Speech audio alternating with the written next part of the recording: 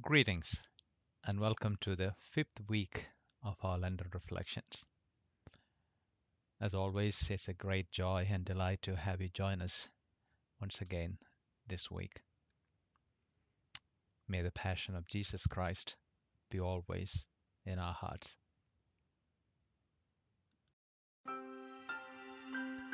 As we begin this week's reflection, may I now request you to put yourself in the presence of God.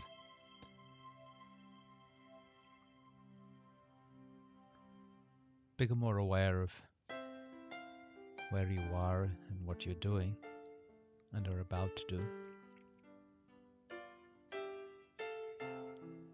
And be mindful that in your very awareness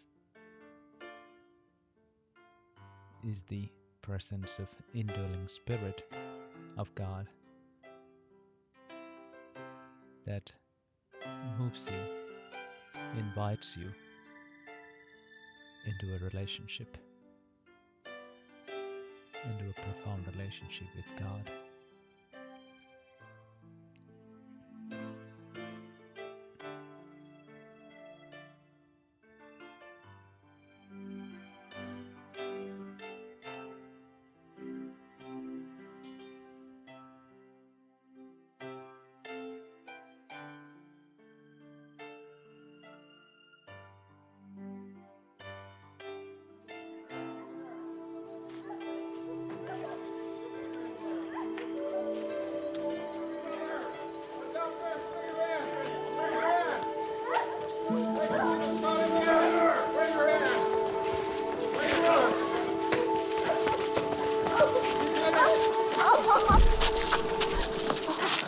Master, this woman was taken in adultery, in the very act.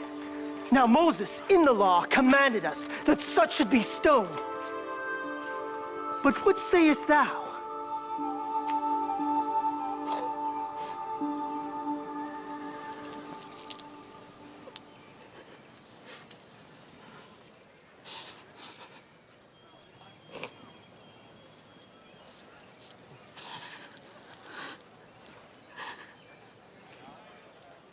What sayest thou?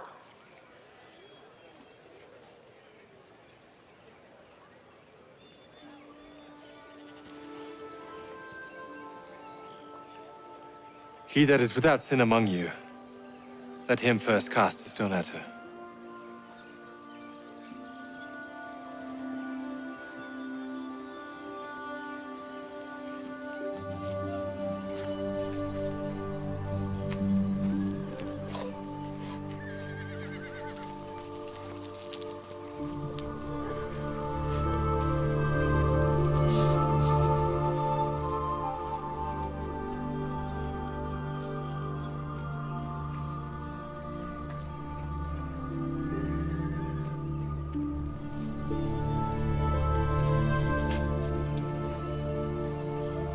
Woman,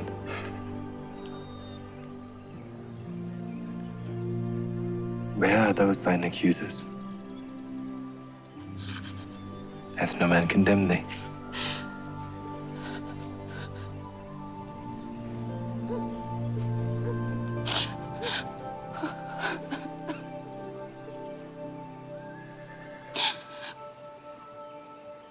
No man, Lord.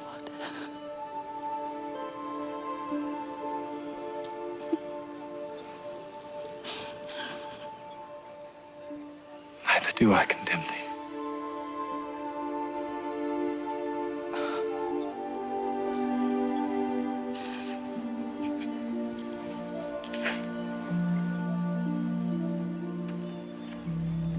Go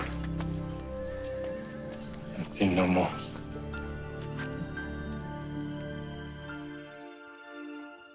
Let us take a very brief moment to let the visuals that we saw touch us. Let them speak to us and see God's guidance and openness so that we will be able to see, hear, and experience what God has in store for us.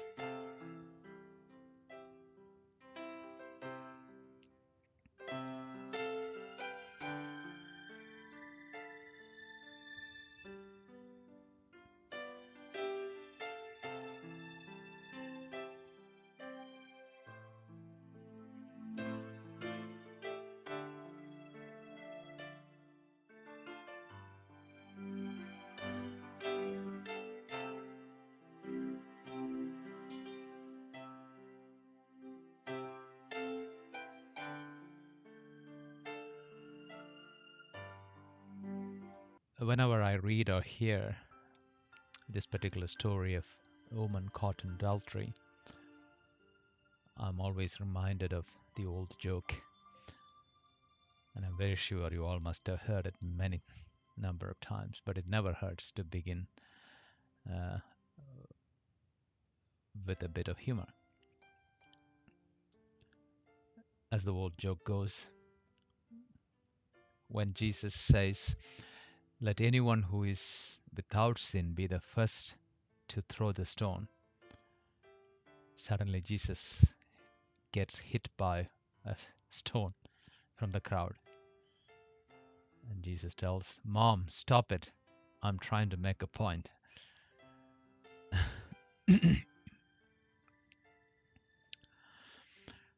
This week we have the story of the woman caught in adultery. Most biblical scholars are on the opinion that this was a story inserted into the Gospel of John at a later stage for many reasons. This does not in any way discredit the story of its authenticity. The reasons being the narration seems more of a synoptic style, maybe more closer to that of Luke. And also the narration of this story literally disturbs the narrative flow of John's Gospel, especially chapter 7 and 8, cutting into Jesus' teaching on the final day of the Feast of the Tabernacle. Unfortunately or fortunately, this story comes to us without a context. It would be fascinating to hear what happened next. Did the woman leave? Did she perhaps become a follower of Jesus?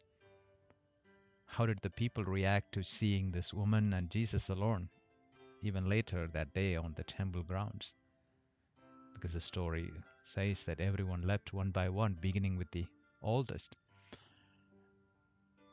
While all these questions are legitimate, there is something powerful about this story as it is. It stands alone, just like Jesus and the woman, confronting its readers and forcing us to look inward as well. We basically have a story where a woman caught in the act of adultery is dragged to Jesus to test him, and he's being asked to judge, which leaves us with so many questions. Have they set the woman up? If not, the obvious being, where is the man? It takes two to commit adultery. Are they interested in justice or for a reason to frame Jesus? Why is the woman being used as an object? Would they go to the extent of killing a woman by stoning for the purpose of entrapping Jesus? John, in fact, deftly brings the story home. It's our story. Historically, we have seen how women have been excluded, targeted, and victimized to cover the misgivings of the dominant. 2 years ago, the first gender social norm index published by the United Nations Development Programme, which analyzed data from about 75 countries covering over 80% of the world's population, stated that almost 90% of people are biased against women. Imagine that is 9 out of 10 people Shocking. An estimate published by the World Health Organization indicate that globally about 1 in 3, that's 30% of women worldwide, have been subjected to either physical and or moral violence in their lifetime. The statistics are shocking, though not surprising. In the recent times, here in Australia, we have been woken up to the gut-wrenching story of Higgins and the ridiculously indignity she believes she suffered on a couch in the People's House, the Australian Parliament, late at night, coming after a succession of stories about women struggling in professional culture that remains institutionally hostile to women. I like to refresh your memories of Brittany Higgins' speech on the March 4th Justice Rally last year. We are all here today not because we want to be here, but because we have to be here. We fundamentally recognise the system is broken, the glass ceiling is still in place, and there are significant failings in the power structures within our institutions. We are here because it's unfathomable that we are still having to fight this same stale, tired fight.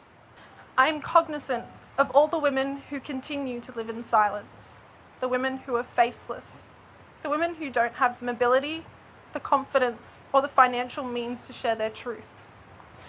Those who don't see their images and stories reflected in the media, those who are sadly no longer with us.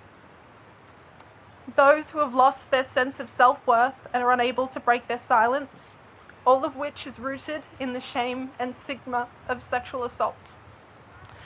1 out of every 5 women in Australia will be sexually assaulted or raped in their lifetime, and if you're a woman of colour, those statistics are even higher. I was raped inside Parliament House by a colleague, and for so long it felt like the people around me only cared because of where it happened and what it might mean for them. It was so confusing because these people were my idols. I had dedicated my life to them. They were my social network, my colleagues, and my family. And suddenly they'd treated me differently. I wasn't a person who'd just gone through a life-changing traumatic event. I was a political problem. My story was on the front page for the sole reason that it is a painful reminder to women that if it can happen in Parliament House, it can truly happen anywhere. This isn't a political problem. This is a human problem. We've all learned over the past few weeks just how common gendered violence is in this country. I decided to resign and share my story because it was the only thing I felt I could do to say that I didn't co-sign this behaviour. That I don't believe what happened was right, that I don't believe a brochure is adequate support, that I don't believe people should be isolated, intimidated, and ignored after traumatic incidents inside the workplace. I came forward with my story to hopefully protect other women. By staying silent, I felt like it would have made me complicit. And if something of this nature had ever happened here again, my ongoing silence would have inadvertently said to those people in charge that you can treat people in this way and it's okay. I want to be clear, it's not. Heart-wrenching and powerful. Many stories have been reported and shared ever since, calling for action. Each story unique, yet very common. The attitudes of justification and condemnation, a complete violence and disrespect. Sometimes we fail to remember that behind the statistics are actual people, flesh and blood.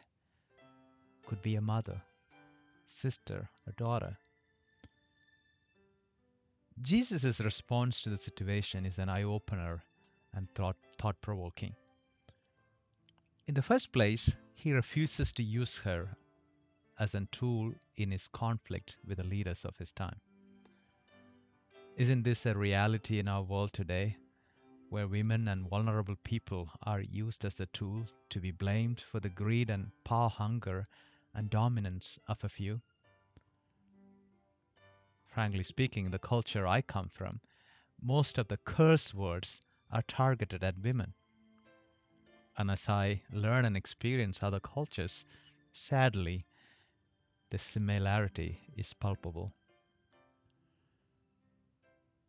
Secondly, the scripture reads, Jesus bent down. He bends to the level of the woman. For the first time, someone tries to relate to her at her level, where she is at. He establishes a relationship, an I thou relationship. He relates to her as a human person, unlike the scribes and Pharisees. She was just an object. I wonder if Jesus was thinking of his mom as he bends down, who could have met this woman's almost fate after she was found pregnant and unmarried. Such a remarkable and important reading, and so relevant for us today. People are so quick to judge, condemn, and cancel others in workplace, schools, communities, and especially in our online world.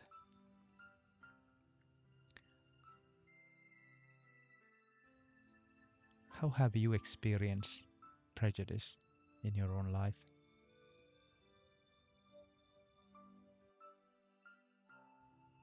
What biases do I hold, and how do they unfold in my interaction?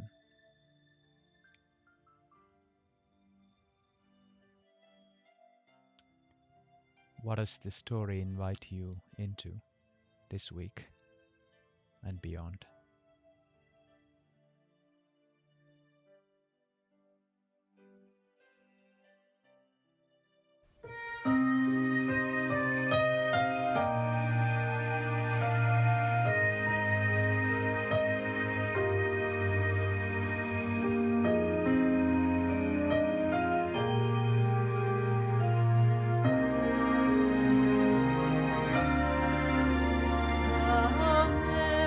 Amazing grace, how sweet the sound that saved a soul like me.